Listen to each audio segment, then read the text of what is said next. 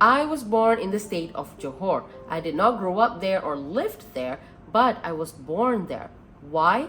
Well, Johor is my mom's home state, and during my birth, she went back to her mom's place and gave birth to me in Johor. Johor is a big state bordering our neighbor Singapore, but today in this video, let's concentrate on a smaller district in Johor named Tangka. And in Tangka, there is a small town named Sagil where my mother's side family is from. Now, this small town houses a huge mysterious mountain named Gunung Ledang, the Ledang mountain. Hi and welcome to my channel where I bring you the ghost, the mystery, the crime from my country, Malaysia. And I am Esther Vincent, also known as Leah Mia on social media. To follow me, to subscribe to this channel. If you are into ghost, mystery, and crime, please do. And I will be bringing you more of those in my future videos. But today, I hope you guys stay tuned till the end of this video. Thank you. I can say almost all Malaysian would be reminded of this legendary tale if they hear the name of the mountain. If it's Gunung Ledang, Mountain Ledang, then bam, it's automatically Puteri Gunung Ledang. If it's Puteri Gunung Ledang, then it's automatically Gunung Ledang. They just go together. It's just has been that way from those days. This legend is a very famous legend.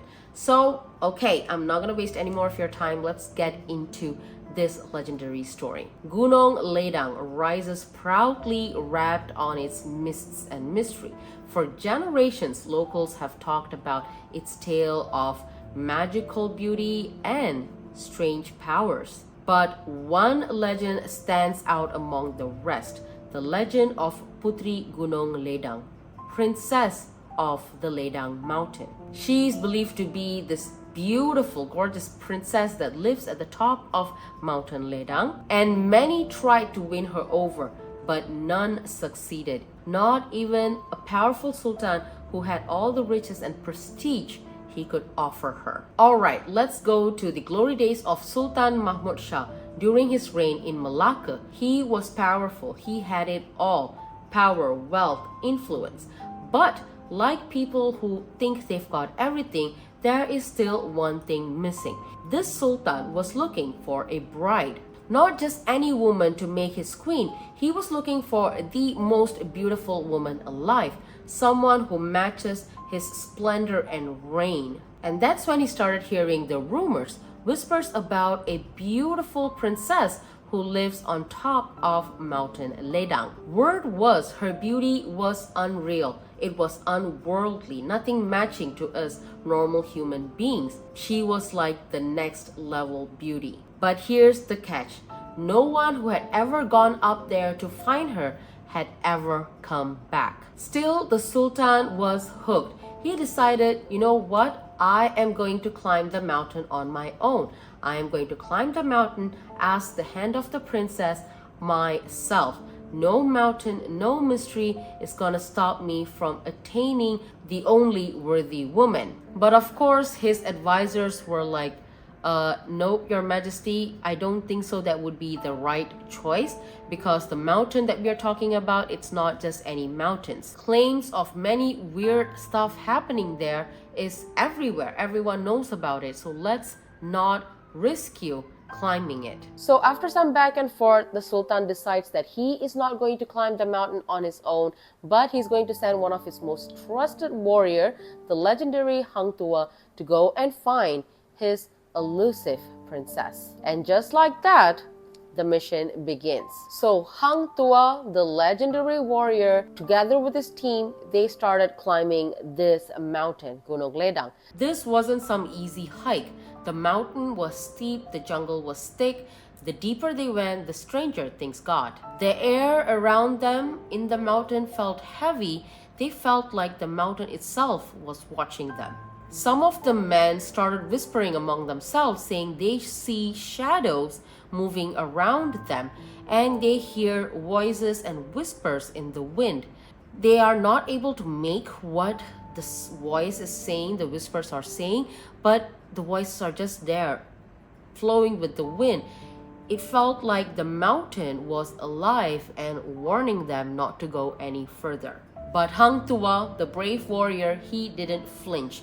In his mind, he had only one thing. The Sultan sent him on a mission, and he had to complete the mission in proving his bravery to the Sultan. So no matter how weird things got, he went on. He kept going and urging his team to move forward. So after days of climbing through these rough terrains with plants that seem to be shifting places when no one's looking, stream of water that seems to be disappearing right in front of their eyes, they finally arrived at a cave at the summit of Mountain Ledang. This was it. This was said to be the home, the dwelling of the legendary Puteri Gunung Ledang. The jungle around them fell completely silent. The only thing these men could hear was their own breathing as well as the beatings of their heart. Then Hang Tuah steps forward with a calm but respectful voice. He called out, "Puteri Gunung Ledang, I come in the name of Sultan Mahmud Shah, the ruler of Malacca. He asked for your hand in marriage and offers his kingdom's wealth and honor in return." There was no reply at first, just silent, and then a voice, soft but strong, echoing from within the cave. From the shadows of the cave, she appeared, graceful and calm, unlike anyone the man had ever seen. Her attire shimmered, and her presence, it felt powerful. You could feel it. This was the legendary Puteri Gunung Ledang, not just a princess, but it felt like she was the spirit of the mountain itself. The men stood in silence, completely in awe of her. In that moment, they understood why no man had ever succeeded in winning her. "I've heard of your Sultan's requests," she said, "but my heart isn't won so easily. If he truly wishes to marry me, he must first fulfill 7 conditions." She said again. Hang Tuah bowed, ready to hear whatever the conditions may be, and then she started. "First, your Sultan must build a bridge of gold from his palace in Malacca to the top of this mountain. Secondly, a second bridge made of silver side by side with the gold one for me to return to this mountain. So 2 bridges, gold and silver, all the way from Malacca to the top of Mountain Ledang. Third, I want 7 trays of mosquito hearts. Fourth, 7 trays of lice heart. Fifth, a vat of tears from virgins. Sixth, a bowl of blood from the Sultan's own son. And finally, 7th, a bowl of blood from the Sultan himself." Hearing this, the men were stunned. This was not difficult request. This was impossible. But Hang Tuah, ever so loyal, just nodded. His mission was not to question. His mission was to send the message or bring the message to the Sultan back in Malacca. The princess then gave one final look and faded back into the caves, just as quietly as she came. And so now the journey back down the mountain begins, ever so difficult. It was way harder and heavier than their climb up. When Hang Tuah and his team got back to the palace and shared the princess's message, the whole court basically exploded. People were shocked. Some thought that the princess was mocking or making fun of the Sultan, like who in their right mind asks for a bridge of gold or mosquito heart's lice heart. But there were some who thought that this just might be the real test, a way to prove how far the Sultan was willing to go for love or pride. The Sultan, he didn't flinch. In his mind now, this is not just about marriage.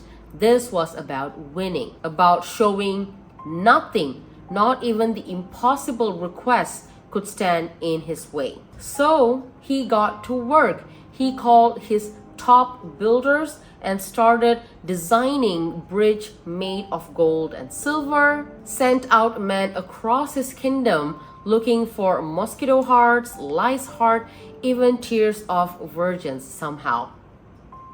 Nobody knew how they could pull off these 7 requests, But the Sultan pushed on. He did not stop. He was obsessed. Days turned into weeks. The palace was consumed by this mission on fulfilling the 7 conditions. But the real breaking point came with the last 2 conditions: a bowl of Sultan's son's blood and the bowl of his own blood, the Sultan's blood itself. That's when things got real. The Sultan had always been ambitious, stubborn even, but this was something else.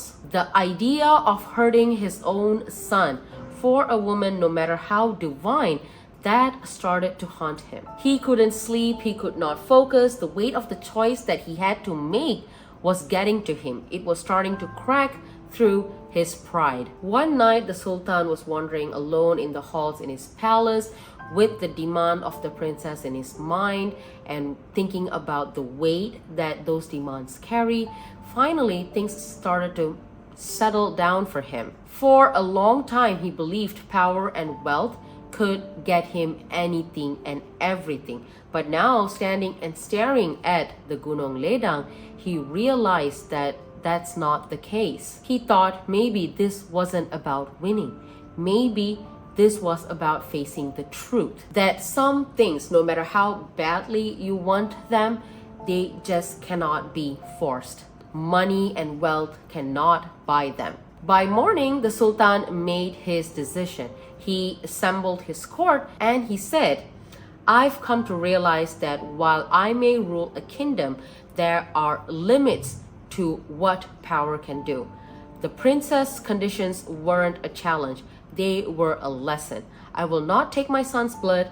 I will not spill my own. And I will not chase a dream that demands such price." The room fell silenced. Nobody dared to speak a word because at that moment, the Sultan wasn't just a ruler. He showed how wisdom can play a big part.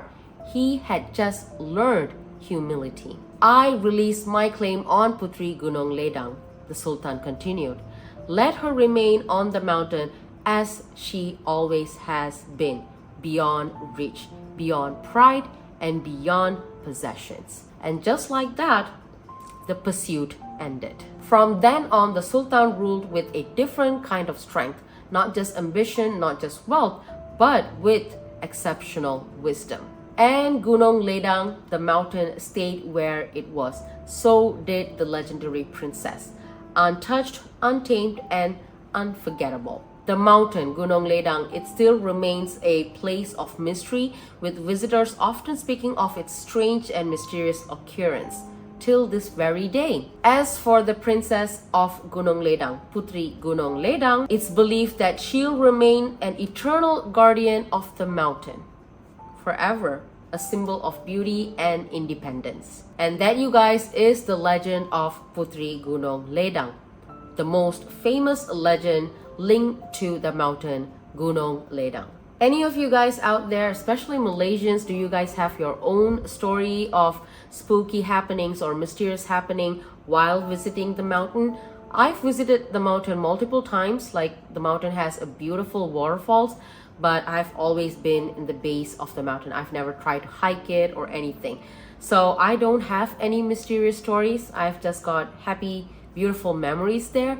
Any other of you guys who have got any stories linked to Gunung Ledang, the mountain Ledang, do let me know in the comment sections below. I would love to read it. It has become so dark since when I started recording this, so I'm not gonna drag this anymore. Thank you so much for viewing. If you guys are still here till this very moment, I appreciate you guys. And if you guys are into ghost, mystery, crime, do subscribe to my channel. I will be bringing you more of those in the coming weeks. Until then, I will see you soon. Take care out there. Be safe. Bye.